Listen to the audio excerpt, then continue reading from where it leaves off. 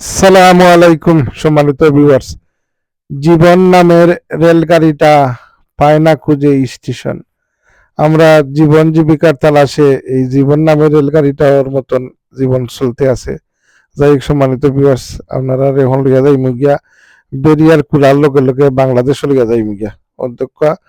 এখন বাংলাদেশের Britain station থেকে বাংলাদেশের একটা স্টেশন অধ্যক্ষ, এটা হইলো বাংলাদেশের একটা মফস্বলের ট্রেন স্টেশন।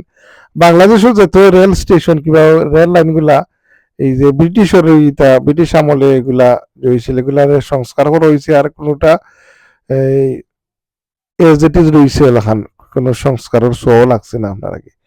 কিন্তু এই যে ট্রেন লাইনগুলা যতটা ট্রেন লাইন আছে এটা সবটা ব্রিটিশের আমল রাখি আপনার।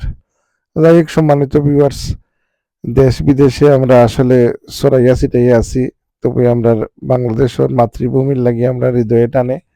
এমন দেশটি কোথাও খুঁজে পাবে না কো তুমি, সকল দেশের রানী সেজে আমার প্রিয় বাংলাদেশ।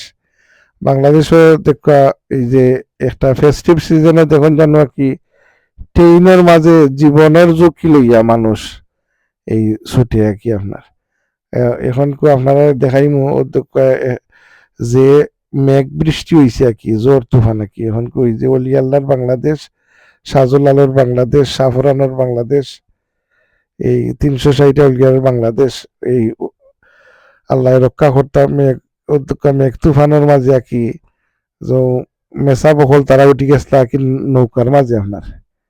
নৌকার মাঝে উঠতে আর কি আপনার অতিরিক্ত যাত্রী হইলে আর কি আপনার যে যেটা ঘটে আর কি। আর এই যে টমটমে ফানি আর কি, নদীর ফানি আর কি আপনার এই বেশি আছিল। আর যে ঘটনা ঘটছে আপনার আর এখন দেখাইমু, এর লাগিয়ে কি আপনার যে কোনোটা সময়ের থেকে জীবনের মূল্য অনেক বেশি। আর অনেকে এখনকার জমানার অনেক হুরুত্তায় দেশও হাতার জানে না আপনার।